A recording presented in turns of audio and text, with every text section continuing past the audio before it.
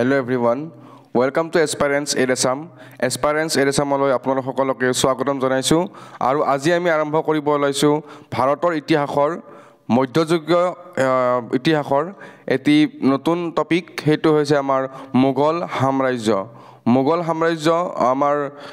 ভাৰতবৰ্ষৰ ইতিহাসৰ অতি গুৰুত্বপূৰ্ণ এটা অধ্যায় যেটো অধ্যায়ৰ পৰা আমাৰ ভালেখিনি কোৱেশ্চন অহা দেখা যায় আৰু এই টপিকখিনি আপোনালোকৰ এডিআৰই হওক আসাম পুলিচ হওক বা আপোনালোকৰ এসআই এক্সাম আহি আছে ডিএইচএস হওক বা অন্য গভৰ্ণমেণ্ট জব এক্সামবিলাকত কামত আহিব। ঠিক আছে, আমি দিল্লী চুলতানেট অলৰেডি শেষ কৰিছোঁ। আপোনালোকে যদি চোৱা নাই দিল্লী চুলতানেটৰ ভিডিঅ'সমূহ এইটো প্লেলিষ্টতে আছে, গোটেইখিনি চাব পাৰে। বা আমি এনচিয়েণ্ট হিষ্ট্ৰী অলৰেডি শেষ হৈ গৈছে। অসম হিষ্ট্ৰীৰো আমি পৌৰাণিক আৰু বৰ্মন বংশ বা ভালেখিনি শেষ হৈছে, আপোনালোকে এবাৰ চাই ল'ব। আৰু তাতেও আমি আহোমত হয়তো পৰহিলে ভিডিঅ' আহিব য'ত আহোম ডাইনেষ্টি আমি আৰম্ভ কৰিম। আৰু আজি আমি ডিছকাছ কৰিব ওলাইছোঁ মোগল সাম্ৰাজ্য। ভিডিঅ'টো আৰম্ভ কৰাৰ আগতে আমি জনাই থওঁ, যদিহে আপোনালোকে আমাৰ চেনেলটো ছাবস্ক্ৰাইব কৰা নাই, আমাৰ চেনেলটো ছাবস্ক্ৰাইব কৰি ল'ব যাতে আপোনালোকে আগন্তুক নটিফিকেশ্যনসমূহ সোনকালে পাই থাকে। তাৰে উপৰি আপোনালোকে আমাৰ হোৱাটছএপ টেলিগ্ৰাম গ্ৰুপত জইন হৈ লওক যাতে আপোনালোকে আমাৰ বিভিন্ন আপডেটসমূহৰ লগত মানে একেলগ হৈ চলিব পাৰে। ঠিক আছে, গতিকে পলম নকৰি আৰম্ভ কৰিছোঁ আজিৰ ছেশ্যন।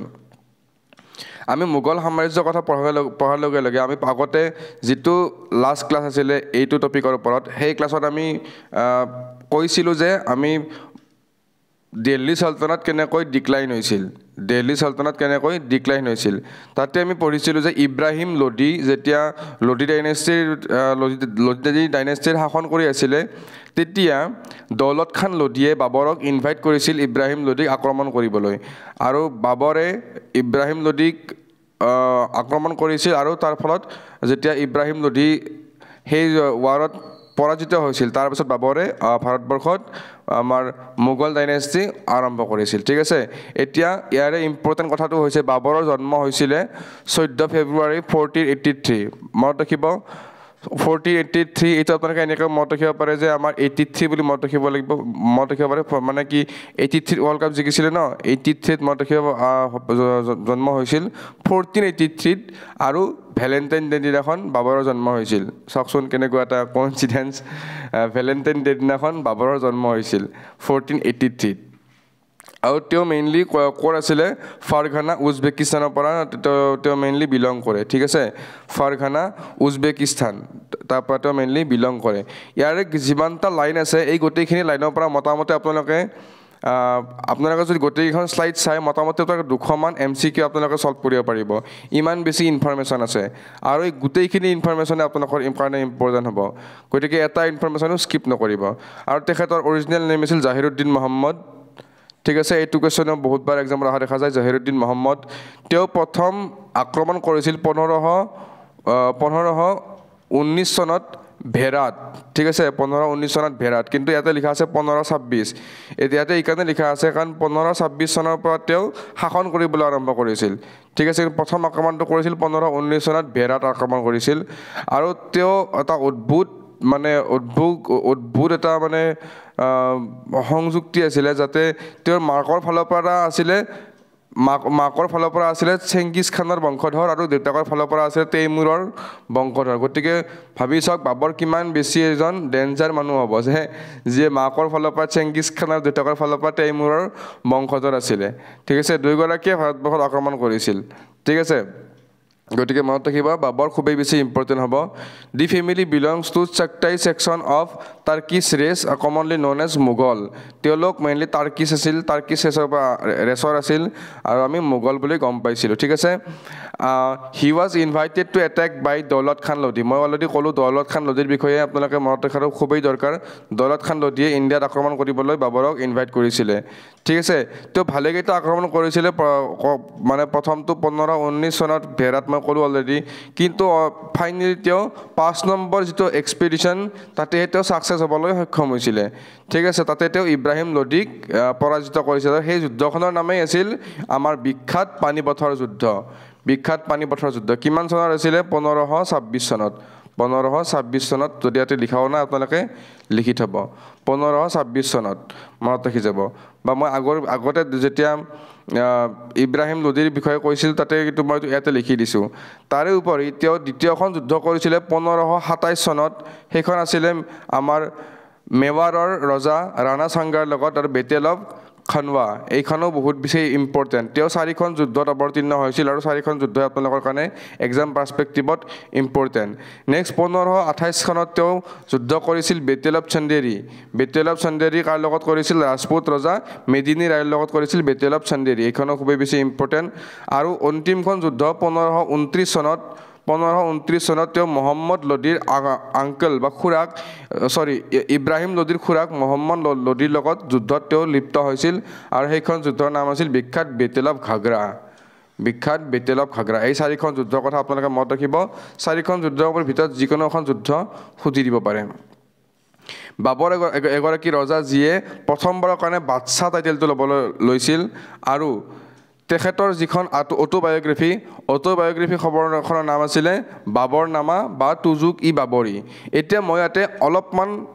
আপোনালোকক বুজাই দিব ইচ্ছা কৰিছোঁ কিছুমান জেগাত লিখা থাকে যে বাবৰ নামা আৰু তুজুক ই বাবৰি একেই দুখনেই তেওঁৰ অটোবায়োগ্ৰাফি কিন্তু ইয়াৰে অৰিজিনেলটো কি গম পায়নে বাবৰ নামাখন লিখিছিলে বাবৰে যিখন তেওঁৰ অটোবায়োগ্ৰাফি আছিল আৰু তুজুক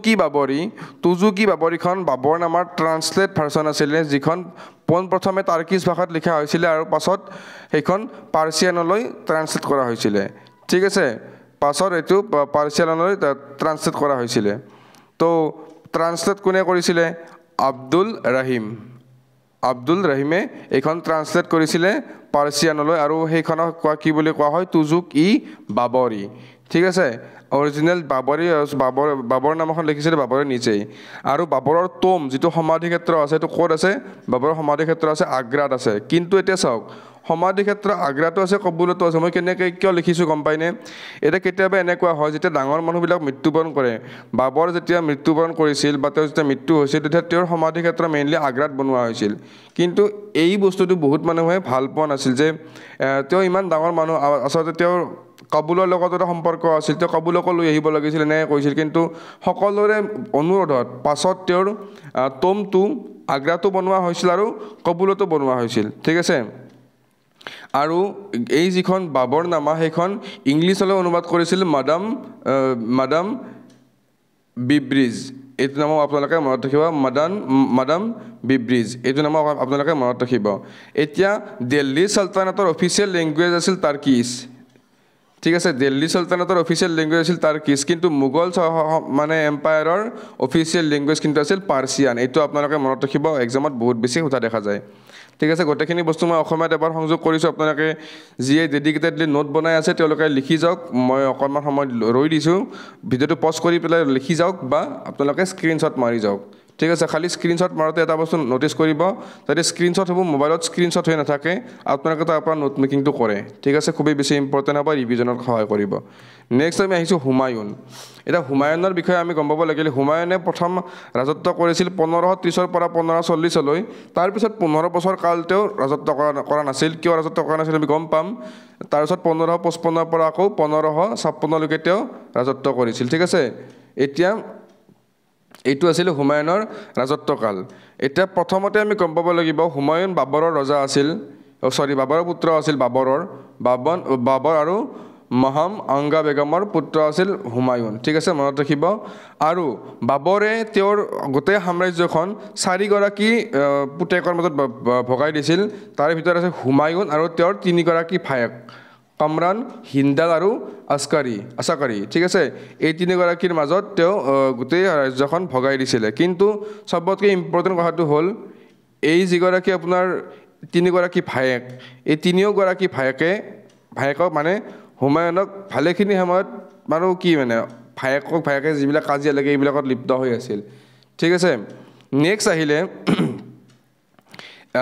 তেওঁৰ প্ৰথম কেম্পেইনটো আছিলে কালিঞ্জাৰলৈকে তেওঁ প্ৰথম যুদ্ধত লিপ্ত হৈছিলে কালিঞ্জাৰলৈকে তাৰপিছত প্ৰথম বেটেলখন তেওঁ যুঁজিছিলে 1531 চনত battle of Debra battle of Jebra এইখন যুঁজিছিলে হুমায়ুন আৰু শ্বেৰ শ্বাহ ছুৰীৰ লগত পিছত হুমায়ুনে যুদ্ধত জয় হ'বলৈ সক্ষম হৈছিলে হুমায়ুনৰ লগত মেক্সিমাম যুদ্ধ শ্বেৰ শ্বাহ ছুৰীৰ লগতে হৈছে মনত ৰাখিব শ্বেৰ শ্বাহ ছুৰী এওঁ এগৰাকী আফগান ৰুলাৰ আছিলে আফগান ৰুলাৰ আছিলে ঠিক আছে এই লিখাখিনি আপোনালোকে লিখি যাব আফগান ৰুলাৰ আছিলে আৰু আমাৰ ইণ্ডিয়ালৈ শাসন কৰিব অহা প্ৰথম আফগান ৰুলাৰ আছিলে বাহলুল লোধি তেওঁ লোধি ডাইনেষ্টি আৰম্ভ কৰিছিলে আৰু দ্বিতীয় আছিলে আফগান ৰুলাৰ শ্বেৰ শ্বাহ ছুৰী ঠিক আছে প্ৰথম বেটেল অফ জেব্ৰাত 1531 চনত হুমায়ুন জয়ী হৈছিলে ঠিক আছে ইয়াত লিখাই আছে গোটেইখিনি বস্তু আফগান ৰুলাৰৰ কথা তাৰপাছত হুমায়ুনে এখন চিটি বনাইছিলে চিটিখনৰ নাম আছিলে দিনপানাহ চিটি যিখন চিটি 1533 চনত বনাইছিলে আৰু সেই চিটিখনত তেওঁ এটা লাইব্ৰেৰীও বনাইছিলে আৰু আপোনালোকে গম পাব যে হুমায়ুনৰ মৃত্যুও হৈছিলে সেই লাইব্ৰেৰীৰ চিৰিৰ পৰা পৰি হুমায়ুনৰ মৃত্যু হৈছিলে চাওকচোন কেনেকুৱা এটা কথা তেওঁ সকলোৰে ভাল চিন্তা কৰি চিটি এখন বনাই পেলাই তাত লাইব্ৰেৰীও বনাইছে কিন্তু সেই লাইব্ৰেৰীৰ চিৰিৰ পৰা পৰি হুমায়ুনৰ মৃত্যুও হয় কেনেকুৱা কথা তাৰপিছত 1539 চনত বেটেল অফ চৌচা সংঘটিত হয় হুমায়ুন আৰু শ্বেৰ শ্বাহ ছুৰীৰ মাজত কিন্তু এইখন যুদ্ধত কিন্তু শ্বেৰ শ্বাহ ছুৰী জয়ী হ'বলৈ সক্ষম হয় ঠিক আছে তাৰপিছত 1540 চনত ফাইনেলি কন্নৌজত বেটেল অফ কন্নৌজ সংঘটিত হয় আৰু সেইখন যুদ্ধ সংঘটিত হয় হুমায়ুন আৰু শ্বেৰ শ্বাহ ছুৰীৰ মাজত আৰু এইখন যুদ্ধৰ পাছত হুমায়ুন ইমান বেয়াকৈ হাৰি যায় যে হুমায়ুনে নিজৰ দেশ এৰি পলাই যায় ঠিক আছে হুমায়ুনে নিজৰ দেশ এৰি পলাই যায় আৰু 15 বছৰ পিছৰ পাছত তেওঁ নিজৰ ভাইসকলৰ সহায় লৈ তেওঁ আকৌ এটা শক্তিশালী ৰূপ লৈ পুনৰ আক্ৰমণ কৰে সেই সময়ত কিন্তু এই সাম্ৰাজ্যখনৰ যিখন শ্বেৰ শ্বাহ ছুৰীয়ে অধিকাৰ কৰি আছিল সেই সাম্ৰাজ্যখনৰ মানে ৰজা হৈ আছিল সিকান্দাৰ শ্বাহ ছুৰী শ্বেৰ শ্বাহ ছুৰীৰ পুতেক সিকান্দাৰ শ্বাহ ছুৰী আৰু তেওঁ সিকান্দাৰ শ্বাহ ছুৰী কিন্তু হুমায়ুনে 1555 চনত হৰুৱাবলৈ সক্ষম হৈছিল আৰু এই যুদ্ধখনৰ নামে আছিল বেটেল অফ চাৰহিন্দ মনত ৰাখি যাব এইখন যুদ্ধত হৰুৱাবলৈ সক্ষম হৈছিল ঠিক আছে কিন্তু এইখন যুদ্ধ যদিও হৰুৱাবলৈ সক্ষম হৈছিল তাৰ পাছত বহুত বছৰ তেওঁ নিজৰ ৰাজপাট উপভোগ কৰিব নাপালে তেওঁ মোটামুটি আৰু কেইমাহমান পিছত তেওঁৰ মৃত্যু হৈ থাকিল যে এই লাইব্ৰেৰীটোৰ পৰা যেটো লাইব্ৰেৰীটো বনাইছিলে দিনপানাহত সেই লাইব্ৰেৰীটোৰ পৰা চিৰিৰ পৰা পৰি তাৰ মৃত্যু হৈ থাকিল ঠিক আছে এটা নেক্সট লিখা আছে হুমায়ুন টম্ব ক'ত আছে হুমায়ুন টম্ব আছে দিল্লীত আছে আৰু এই টম্বটো তেওঁৰ ৱাইফ হাজি বেগমে বনাইছিলে আৰু গুলবদন বেগমে হুমায়ুন নামাখন ৰচনা কৰিছিলে গুলবদন বেগম তেওঁৰ ভনীয়েক আছিলে সিষ্টাৰ আছিলে তেওঁ হুমায়ুন নামা ৰচনা কৰিছিলে ঠিক আছে নেক্সট এইটো হামিদা বেনু তেওঁৰ পত্নীৰ নাম আছিল একে নাম হাজি বেগম বা হামিদা বেনু একেগৰাকীৰ নাম ঠিক আছে মনত ৰাখি যাব নেক্সট আহিলে তেওঁ পুৰাণা কিল্লা কনষ্ট্ৰাক্ট কৰিছিলে ঠিক আছে লিখা আছে started the construction of পুৰাণা কিল্লা কাম আৰম্ভ কৰিবলৈ মানে কনষ্ট্ৰাকশ্যন কৰিবলৈ আৰম্ভ কৰিছিল কিন্তু গোটেইখিনি কাম সম্পূৰ্ণ কৰিছিল কিন্তু শ্বেৰ শ্বাহ ছুৰীয়েহে তেওঁ আৰম্ভহে কৰিছিল শেষ কৰিব পৰা নাছিল তো গোটেইখিনি কাম শেষ কৰিছিলে শ্বেৰ শ্বাহ ছুৰীয়ে মনত ৰাখিব গোটেইখিনি বস্তু অসমীয়াত দিয়া আছে যি অসমীয়াত ভাল পায় এবাৰ স্ক্ৰীনশ্বট লৈ যাওক বা ডেডিকেটেড দি নোট বনাই থকাবিলাকে নোট বনাই যাওক ঠিক আছে নেক্সট আমি আহিছোঁ আকবৰ খুবেই বেছি ইম্পৰ্টেণ্ট এক্সামৰ কাৰণে ঠিক আছে আকবৰে ৰজা হৈয়ে প্ৰথম দাস প্ৰথা নিষিদ্ধ কৰিছিলে আৰু তেওঁ য়ংগেষ্ট ৰুলাৰ আছিলে মোগলৰ আৰু তাৰ পত্নীৰ নাম আছিলে যোদ্ধা মানে আমি গম পাওঁ নহয় যোদ্ধা আকবৰ বুলি তেওঁৰ পত্নীৰ নাম আছিলে যোদ্ধা ওকে এতিয়া আহিলে 1555 চনত প্ৰথম সেকেন্ড বেটেল অফ পানিপথ সংঘটিত হৈছিল আকবৰ আৰু হেমুৰ মাজত 1555 চনত ঠিক আছে আকবৰ আৰু হেমুৰ মাজত কিন্তু কথাটো হ'ল আকবৰ আৰু হেমুৰ মাজত যেতিয়া 1555 চনত যুদ্ধ সংঘটিত হ'ব তেতিয়া কিন্তু আকবৰ বহুত কম বয়সীয়া আছিল বহুত 14 বছৰ নে কেনেকুৱা কিবা আছিল 14 বছৰ এতিয়াতো যুদ্ধ কৰিব যাব নোৱাৰে গতিকে আকবৰৰ হৈ যুদ্ধ কৰিছিলে বেহৰাম খানে এটো বস্তু ইম্পৰ্টেন্ট মনত ৰাখিব তাৰপিছত 1573 চনত গুজৰাট জয় কৰিছিল ঠিক আছে 1571 চনত ফতেহপুৰ সিক্ৰী বনাইছিলে আৰু বুলন্দ দৰৱাজ বনাইছিলে এই আৰ্কিটেক্সাৰবিলাক খুবেই বেছি ইম্পৰ্টেন্ট এক্সামত ইয়াৰ পৰা কুৱেশ্যনৰ সোধা দেখা যায় ফতেহপুৰ সিক্ৰী এখন ধুনীয়া চিটি আছিলে যিখন তেওঁ ফাইনেলি নিজৰ কেপিটেল হিচাপে ব্যৱহাৰ কৰিবলৈ আৰম্ভ কৰিলে নেক্সট আহিলে তেওঁ জাজিয়া ছিষ্টেম, যিটো ব্ৰাহ্মণবিলাকে এটা এক্সট্ৰা টেক্স দিব লাগিছিল, সেইটো তেওঁ বন্ধ কৰি দিলে। সকলো ধৰ্মক তেওঁ সমানে গুৰুত্ব দিছিল, গতিকে কোনো ধৰ্মৰ মানুহে এক্সট্ৰা টেক্স দিব লগা দৰকাৰ নাই। তেওঁ সেইকাৰণে জাজিয়া ছিষ্টেম আৰম্ভ কৰিলে, শেষ কৰি দিলে। নেক্সট আহিলে তেওঁ ইবাদত খানা বনাইছিলে 1575 চনত, ফাতেহপুৰ চিক্ৰীত। ইবাদত খানা কি? এটা এনেকুৱা স্থান য'ত হিন্দু মুছলিম সকলোৱে তাত যাব, য'ত হিন্দু মুছলিম নহয়, য'ত মুছলিমবিলাকে আহি যেতিয়া ইচ্ছা তেতিয়াই ধৰ্ম চৰ্চা কৰিব পাৰে, সেইটো আছিলে ইবাদত খানা। কিন্তু তেওঁ এটা সময়ত 1575 বনাইছিল, কিন্তু 2 বছৰ পাছত 1578ত 1578 চনত তেওঁ এই ইবাদতখানাটো সকলো ৰিলিজিয়নৰ মানুহৰ কাৰণে মুকলি কৰি দিছিল, যাতে হিন্দু আহিব পাৰিব, মুছলমানো আহিব পাৰিব, যিকোনো তাতে মানুহ আহিব পাৰিব।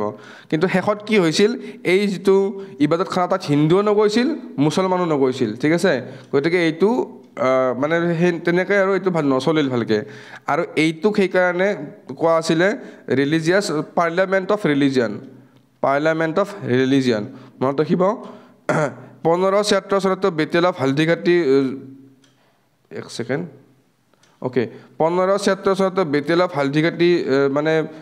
যুদ্ধত লিপ্ত হৈছিলে মহাৰাণা প্ৰতাপৰ লগত, ঠিক আছে। মহাৰাণা প্ৰতাপৰ লগত মেৱাৰৰ আৰু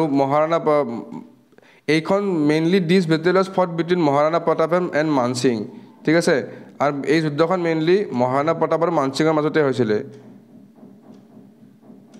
কাৰণ মানসিঙে মোগল আৰ্মিক নেতৃত্ব দি আছিল, ঠিক আছে। মানসিঙে মোগল আৰ্মিক নেতৃত্ব দি আছিল। Victory of Asirgarh in the year 1601 তেওঁ আছিৰগড় জয় কৰিবলৈ সক্ষম হৈছিলে। এইটো বহুত বেছি ইম্পৰ্টেণ্ট নহয়, আপোনালোকে মনত নাৰাখিলেও কথা নাই। এইটো পইণ্ট মই অলৰেডি ক'লোঁ। 78ত তেওঁ ইবাদতখানাটো গোটেই হিন্দু মুছলিমৰ কাৰণে মুকলি কৰি দিছিলে, আৰু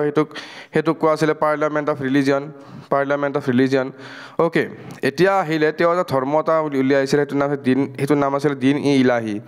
1582 চনত আকবৰে এটা নতুন ধৰ্ম আৰম্ভ কৰিছিলে, নাম আছিলে দিন ই ইলাহী, মনত ৰাখিব, ঠিক আছে। বীৰবল আছিলে ইয়াৰ এগৰাকী অনলি পাৰ্চন হু ফ'ল' দিন ই ইলাহী, যিয়ে দিন ই ইলাহী ফ'ল' কৰিছিলে। তাৰ ভিতৰত অকল এজনে আছিলে, সেইগৰাকী হৈছিলে বীৰবল, ঠিক আছে। এতিয়া আকবৰৰ ট'ম বা সমাধিক্ষেত্ৰ ক'ত আছে? চিকান্দ্ৰা, ঠিক আছে, চিকান্দ্ৰাত আছে। এই চিকান্দ্ৰা উত্তৰ প্ৰদেশত আছে, মনত ৰাখিব। মই এইখিনি আৰু কৈ দিয়া নাই, এইবিলাক এনেই আৰু টান কৰিব আপোনালোকৰ কাৰণে। তেওঁ এটা প্ৰথা এটা আনিছিলে তুলাদান ছিষ্টেম মানে বেলেগ একো নহয়, এখন দগাপল্লা এখনত তেওঁ এফালে তেওঁ নিজে উঠিব, আৰু এফালে তেওঁ ওজনৰ সমানকৈ সোণ ৰূপ গহনা যিমান যি আছে তেওঁ তুলি দিব, আৰু তেওঁৰ ওজনৰ লগত যিমান সমানে তেওঁৰ সোণ ৰূপ বা এনেকুৱা বিভিন্ন বস্তু উঠিব, সেইখিনি তেওঁ ৰাইজৰ মাজত ভগাই দিব। সেইটো আছিলে তুলাদান ছিষ্টেম। তেওঁ মনসব ছিষ্টেম আৰম্ভ কৰিছিল। মনসব মানে বেলেগ একো নহয়, যিটো মনসবদাৰী ছিষ্টেম, ঠিক আছে। পুৰণি মনসবদাৰী ছিষ্টেমটো তেওঁ আৰম্ভ কৰিছিল। তেওঁ আগ্ৰা ফৰ্ট আৰু এলাহাবাদ ফৰ্ট খুবেই বেছি ইম্পৰ্টেণ্ট, মনত ৰাখি যাব। এই দুটা তেওঁ নিজেই কনষ্ট্ৰাকশ্যন আৰম্ভ কৰিছিল, আৰু যোধাবাই মহল আৰু শীষ মহল, এই দুটা কথা এক্সামত সোধা দেখা যায়, তেওঁ বনাইছিল, ঠিক আছে। গোটেইখিনি বস্তু অসমীয়াত দিয়া আছে, আপোনালোকে যি অসমীয়াত ভাল পায় ইয়াৰ পৰা স্ক্ৰীনশ্বট লৈ যাওক বা ইয়াৰ পৰা লিখি যাওক, ঠিক আছে। গোটেইখিনি বস্তু দিয়া আছে। ইয়াতে কিবা এটা ভুল হৈ আছে চাগে, স্পেলিং মহাৰাণা প্ৰতাপ, অ'কে। এইটো মহাৰাণা প্ৰতাপ দিয়ক, এইটো ভুল হৈ আছে স্পেলিংটো, মহাৰাণা প্ৰতাপ। আপোনালোকে নামটোতো শুনিছে, মই লিখি দিছোঁ লাগিলে, মহাৰাণা প্ৰতাপ। এনেকুৱা কেতিয়াবা অলপ ভুল হয়, শুদ্ধ কৰি ল'ব সেইখিনি আপোনালোকে, ঠিক আছে। নেক্সট আমি আহিছোঁ 9 জুৱেল অফ আকবৰ, নৱৰত্ন আকবৰৰ ৰাজভাৰ। এতিয়া চাওক, আপোনালোকে নৱৰত্ন আৰু কোনজন ৰজাৰ সময়ত পৰিছিল জানে যদি মনত পৰিছে কমেণ্ট ছেকশ্যনত জনাব, ঠিক আছে। নৱৰত্নবিলাকৰ ভিতৰত কি আছিল? বীৰবলৰ ৰিয়েল নাম কি আছিল? বীৰবলৰ ৰিয়েল নাম আছিলে মহেশ দাস, আৰু তেওঁ এগৰাকী এডভাইজৰ আছিলে, তেওঁৰ পষ্টটো আছিলে এডভাইজৰ, ঠিক আছে। আৰু আকবৰে তেওঁক মিয়ান উপাধিটো প্ৰদান কৰিছিল, এই উপাধিটো আকবৰে প্ৰদান কৰিছিল। নেক্সট আহিলে মানসিং আছিলে কমাণ্ডাৰ। মই অলৰেডি ক'লোঁ যে মানসিঙে যুদ্ধখন কৰিছিল হেৰিৰ লগত, মহাৰাণা প্ৰতাপৰ লগত। নেক্সট আহিলে তদাৰমল আছিলে বিত্তমন্ত্ৰী বা ফাইনেন্স মিনিষ্টাৰ। তানসেনৰ কথা সকলোৱে শুনিছে। তানসেনৰ ৰিয়েল নাম কি আছিল? খুবেই বেছি ইম্পৰ্টেণ্ট, ৰামতনু পাণ্ডে, খুবেই বেছি ইম্পৰ্টেণ্ট, মনত ৰাখিব, ৰামতনু পাণ্ডে। তানসেন আছিলে আকবৰৰ মানে কি এইটো নৱৰত্নৰ ভিতৰত অন্যতম তেওঁ এগৰাকী মিউজিচিয়ান আছিলে আৰু তানসেনে যিবিলাক গান গাইছিলে সেইবিলাকৰ ভিতৰত আছিলে মল্লাৰ ৰাগটো তেওঁ গাইছিলে যিটো গান গালে বৰষুণ অহা বুলি কয় ঠিক আছে আৰু তেওঁ দীপ মল্লাৰ বা দীপক মল্লাৰ ৰাগটো গাইছিলে যেতিয়া বৰষুণ অহা বন্ধ হৈ যায় বা দীপ মল্লাৰ বা দীপক মল্লাৰ ৰাগটো গালে এইটো ৰাগ একেই দুটা ঠিক আছে তেওঁৰ সময়তে আবুল ৰহিম খানান তেওঁ আছিলে এগৰাকী পয়েট ঠিক আছে আৰু তেওঁ কি ৰচনা কৰিছিলে তুজুকি বাবৰি পাৰ্চিয়ানলৈ তেওঁ তুজুকি বাবৰি অনুবাদ কৰিছিলে ঠিক আছে আবুল ফজল যিয়ে আইন ই আকবৰী ৰচনা কৰিছিলে আবুল ফজল খুবেই বেছি ইম্পৰ্টেণ্ট যিকোনো আপোনালোকে MCQৰ ভিডিঅ' চাওক য'ত নহ'লে এইটো কুৱেশ্যন সোধা দেখা যায় নেক্সট আহিলে ফেইজিয়ে আকবৰ নামাখন তেওঁ পাৰ্চিয়ানলৈ অনুবাদ কৰে সৰি এইটো ভুল হৈছে কিবা এখন ওকে আকবৰ নামাখন ফেইজিয়ে ৰচনা কৰিছিলে ভুল নাই গোটেই কিতাপবিলাক ৰচনা কৰা হৈছিলে পাৰ্চিয়ানত ৰচনা কৰা হৈছিলে নেক্সট আহিলে এটা ইম্পৰ্টেণ্ট পোষ্ট কুক কৰা আছিলে মুল্লা দো পিয়াজা আপোনালোকে যে দোকান গ'লে পায় চিকেন দো পিয়াজা এনেকৈ মনত ৰাখিব চিকেন দো পিয়াজা তো তেনেকুৱা মুল্লা দো পিয়াজা যিগৰাকী কুক আছিলে নেক্সট আহিলে ভগৱান দাস বা হাকিম আকুম তেওঁ এইগৰাকীও পয়েট আছিলে ঠিক আছে কোৰ্টৰ কবি আছিলে গোটেইখিনি বস্তু অসমীয়াত দিয়া আছে আপোনালোকে অসমীয়াত স্ক্ৰীনশ্বটটো মাৰি যাওক মই নেক্সট স্লাইডখনলৈ আগবাঢ়িছোঁ নেক্সট আহিলে জাহাংগীৰৰ কথা কম পাব লাগিব তেখেতৰ সৰুকালৰ নাম আছিলে সলীম ঠিক আছে আৰু তেওঁৰ সময়ত মোগল পেইণ্টিং একদম উচ্চ পৰ্যায়ত আছিলে ঠিক আছে the meaning of Jahangir was বিশ্ববিজেতা জাহাংগীৰৰ মিনিংটো হৈছে বিশ্ববিজেতা তেওঁৰ ৱাইফৰ তিনিগৰাকী ৱাইফ আছিল যাৰ নাম আছিলে মানবাই জগত গোসাঁই আৰু মেহৰুনিছা ঠিক আছে এই তিনিগৰাকী তেওঁৰ ৱাইফ আছিলে জগত গোসাঁইক আমি যোধা বুলি জানো এইটো চাওক যোধা আপোনালোকে আকবৰৰ সময়তো পাইছিলে আকবৰৰ ঘৈণীয়েক বুলিও পাইছিলে এতিয়া চাওক আকবৰৰ ঘৈণীয়েকেই হওক বা আকবৰৰ মাক দুগৰাকী বেলেগ কিন্তু দুগৰাকীৰ নামে যোধা আছিল ঠিক আছে কিন্তু যদি আপোনালোকে সোধে যোধা কোন আছিল আপোনালোকক যদি অপশ্যনত দুটা বা এটা দিয়ে বা অপশ্যনত যদি বোথ বুলি নিদিয়ে তেতিয়া কিন্তু আপোনালোকে আকবৰৰ ঘৈণীয়েক বুলিয়ে টিক মাৰ্ক কৰিব ঠিক আছে কিন্তু আচলতে আকবৰৰ মাকৰ নাম আছে সৰি মাকৰ নহয় একচুৱেলি এইটো অলপ কোৱাতে ভুল হৈছে এইটো জাহাংগীৰৰ ঘৈণীয়েকৰ নামো আছিল যোধা ওকে যোধা জগত গোসাঁই তেওঁক আমি যোধা বুলি গম পাওঁ এইটো আপোনালোকে মনত ৰাখিব দুটা ফেক্টই শুদ্ধ হয় যদি বেছিকৈ এটা ফেক্টৰ ওপৰত গুৰুত্ব দি পেলাই সোধে তেতিয়া আকবৰৰ ক্ষেত্ৰত যিটো ফেক্ট আছিলে সেইটো আপোনালোকে শুদ্ধ বুলি কৰিব পাৰিব মেহৰুনিছাক আমি কি বুলি গম পাওঁ নুৰজাহাঁ বুলি আমি গম পাওঁ ঠিক আছে জাহাংগীৰক মেইনলি আমি কিং অফ জাষ্টিছ বুলি কওঁ যিয়ে ন্যায় দিয়া ৰজা তেওঁ ন্যায়ৰ ওপৰত ন্যায় দিয়াটো তেওঁৰ এটা চখ আছিলে ঠিক আছে এইটো চবতকৈ ইম্পৰ্টেণ্ট 1508 আৰু সৰি 1615 হা এইটো ভুল হৈছে 1508 চনত কেপ্টেইন হকিন্স তেওঁৰ কৰ্টলৈ আহিছিলে আৰু 1615 চনত থমাছ ৰ তেওঁৰ কৰ্টলৈ আহিছিলে কিয় আহিছিলে তেওঁ এটা ফেক্টৰী খুলিব লাগে চুৰাটত ঠিক আছে চুৰাটত আৰু তাৰ কাৰণে পাৰ্মিশ্যন ল'ব আহিছিলে আৰু তাক জাহাংগীৰে পাৰ্মিশ্যন দিছিলে এইটো পইণ্ট লিখা আছে জাহাংগীৰে gave Itimad title to his father in law Mirza Ghiyas Beg father of Nur Jahan ঠিক আছে Jahangir gave Itimad title to his father in law লিখা আছে father in law Mirza Ghiyas Beg of father of Nur Jahan এইটো ইমান বেছি ইম্পৰ্টেণ্ট নহয় মনত নাৰাখিলেও বৰ বিশেষ কথা নাই জাহাংগীৰৰ টপ ক'ত আছে লাহোৰত আছে ঠিক আছে এইটো কিন্তু ইম্পৰ্টেণ্ট লাহোৰত আছে মনত ৰাখিব জাহাংগীৰৰ টপ ইণ্ডিয়াত নাছিলে লাহোৰত পাকিস্তানত আছিলে গোটেইখিনি বস্তু অসমীয়াত দিয়া আছে অসমীয়াত আপোনালোকে মই গম পাওঁ কিছুমান নোট বনাই আছে সেইকাৰণে মই অকণমান ৰখি দিছোঁ কিবা কথা কৈ হ'লেও যাতে আপোনালোকে স্ক্ৰীনশ্বটটো মাৰিব সময়টো পায় ঠিক আছে হৈছে স্ক্ৰীনশ্বট মাৰা আগবাঢ়িছোঁ নেক্সট শ্লাইডখনলৈ শ্বাহজাহানৰ চাইল্ডহুড নেমটো আছিল খুৰ্ৰাম আৰু তেখেতৰ সময়ত আৰ্কিটেক্সাৰ একদম উচ্চত আছিল আৰ্কিটেক্সাৰৰ কাম বহুত হৈছিল তেওঁৰ সময়ত জাহাংগীৰৰ সময়ত কি হৈছিল পেইণ্টিং শ্বাহজাহানৰ সময়ত কি হৈছিল আৰ্কিটেক্সাৰ দিল্লীৰ ৰেড ফৰ্ট জামে মছজিদ মতি মছজিদ আগ্ৰাৰ মতি মছজিদ ঠিক আছে তখ্ত এ টাউচ ঠিক আছে ময়ূৰ সিংহাসন বা আমি পিকক থ্ৰন বুলি যে কওঁ সেইটো তেওঁৰ সময়তে বনোৱা হৈছিল বিল্ড বাই শাহজাহান মনত ৰাখিব এইকেইটা গোটেইকেইটা ইম্পৰ্টেণ্ট এটাও আপোনালোকে ইগন'ৰ নকৰিব পাতকৈ মনত ৰাখি যাব তাজমহলটো শাহজাহানে বনাইছিল কিমান চনত বনাইছিল এতিয়া নুসুধে তাজমহলটো কোনে বনাইছিল সকলোৱে জানে শাহজাহান বুলি এতিয়া সুধিব কিমান চনত বনাইছিল 1531 চনৰ পৰা 53 চনৰ ভিতৰত ঠিক আছে কিমান সময় লাগিছিল তাতে তেওঁৰ কিমান সময় লাগিছিল 22 বছৰ সময় লাগিছিল মনত ৰাখিব আৰু এতিয়া সুধি দিব পাৰে যে শাহজাহানৰ তাজমহলটো বনোৱা আৰ্কিটেক্ট দুজনৰ নাম কি আছিল উস্তাদ আহমদ লহৰি আৰু উস্তাদ ঈশা খান যাৰ শাহজাহানে হাত কাটি দিছিল আৰু মৃত্যুদণ্ড দিছিল মনত ৰাখিব এইটো মিমণ্ডল ওলাই থাকে এই নামকেইটা আপোনালোকে মনত ৰাখিব এজ এ এছপাইৰেঞ্চ অ'কে ফাৰ্ষ্ট চন আছিলে প্ৰথম পুত্ৰ আছিলে দাৰা ঠিক আছে নেক্সট আছিলে ঔৰংজেব নেক্সট আহিলে সুজা নেক্সট আহিলে মুৰাদ চাৰিজন তেওঁৰ পুত্ৰ আছিলে ঠিক আছে ইনায়ত খানে লিখিছিলে শাহজাহাননামা ইনায়ত খানে লিখিছিলে শাহজাহাননামা তেওঁৰ বায়োগ্ৰাফি ইনায়ত খান মনত ৰাখিব নেক্সট গোটেইখিনি বস্তু অসমীয়াত দিয়া আছে আপোনালোকে অসমীয়াত যে লিখি আছে মই অকণ সময় ৰৈ দিছোঁ আপোনালোকে অসমীয়াত লিখি যাওক ঠিক আছে স্ক্ৰীনশ্বট মৰা হৈছে যদি মই আগবাঢ়িছোঁ নেক্সট শ্লাইডখনলৈ শেষৰজন ৰজা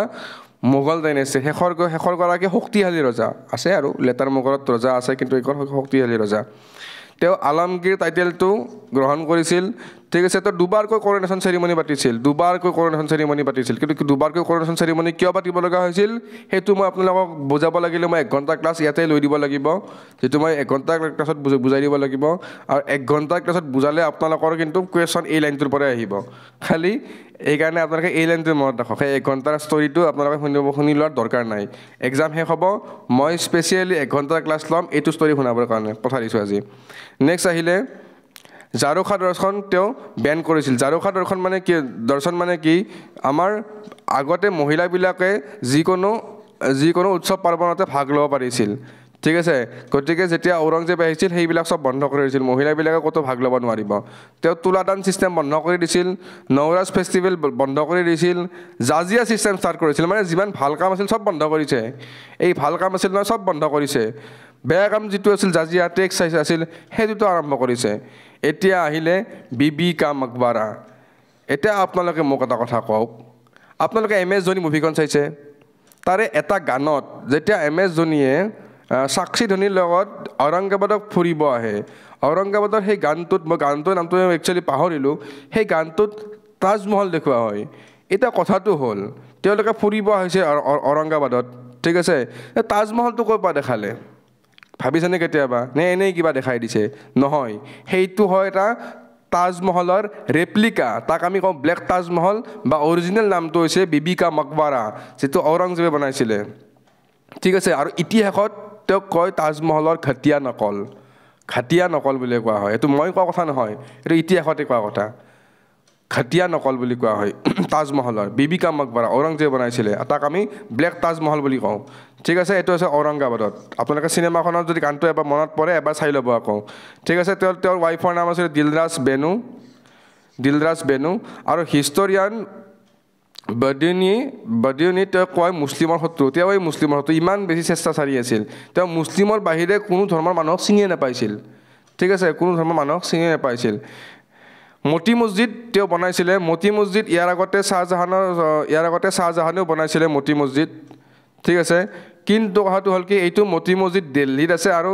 ইয়াতে মই লিখি দিছোঁ আপোনালোকে চাব পাৰে কোনোবা এটাত অ'কে শাহজাহানৰ মতি মছজিদ ক'ত বনাইছিলে আগ্ৰাত বনাইছিলে কিন্তু মতি মছজিদ ক'ত বনাইছিলে দিল্লীত বনাইছিলে মনত ৰাখিব মই দিল্লী বুলি লিখি দিছোঁ স্পেচিয়েল ইয়াত ঠিক আছে ঔৰংজেবৰ টম ক'ত আছিলে ঔৰংগাবাদ মনত ৰাখিব অটোবায়োগ্ৰাফি আছিল তেওঁৰ ফতৱা আলমগীৰি তেওঁ আলমগীৰ নাম লৈছিলে নহয় ফতৱা আলমগীৰি পাৰ্চিয়ান লেংগুৱেজৰ আছিলে পাৰ্চিয়ান লেংগুৱেজটো আচলতে এওঁলোকৰ মোগলসকলৰ অফিচিয়েল লেংগুৱেজ আছিলে সেইকাৰণে মেক্সিমাম কিতাপ পাৰ্চিয়ানতে লিখা আছিলে ঠিক আছে Dara Shikoh was translated Gita to Persian language Dara চিকুৱে গীতাখন পাৰ্চিয়ান লেংগুৱেজলৈ ট্ৰান্সলেট কৰিছিল এইটো আপোনালোকে মনত ৰাখিব দাৰা চিকু ঠিক আছে এইখিনি আছিল ঔৰংজেবৰ বিষয়ে ইম্পৰ্টেণ্ট ইনফৰমেশ্যন গতিকে আপোনালোকক মই পুনৰবাৰ কৈছোঁ অসমীয়াত যিবিলাকে নোট বনাই আছে প্লিজ এইখিনি স্ক্ৰীনশ্বট মাৰি যাওক ঠিক আছে আৰু মই কেইটামান ইম্পৰ্টেণ্ট কথা যিটো দিল্লী চলতানতৰ সময়ত ৰৈ গৈছিল এইটো মই কৈ দিছোঁ Muhammad bin Tughlaq was known as wise foolish king ঠিক আছে তেওঁক আমি কওঁ জ্ঞানী মূৰ্খ ৰজা এইটো মনত ৰাখিবা 1 মাৰ্কৰ কেতিয়াবা সুধিব পাৰে জ্ঞানী মূৰ্খ ৰজা বুলি কৈছিলে মহম্মদ বিন তুগলকক ঠিক আছে আৰু এইটো মই কৈ দিছোঁ অলৰেডি ইব্ৰাহিম লোধি ভাৰতৰ শাসন কৰা প্ৰথমগৰাকী আফগান শাসক আৰু শ্বেৰ শ্বাহ চৌধুৰী আছিল দ্বিতীয়গৰাকী ঠিক আছে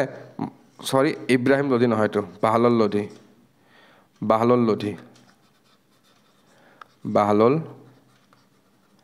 লোধি ঠিক আছে ইয়াতে মোগল সাম্ৰাজ্যৰ যিখিনি বেছিক বস্তু বা যিখিনি আৰম্ভণিৰ বস্তু এইখিনি শেষ আৰু ইয়াৰ পিছত লাহে লাহে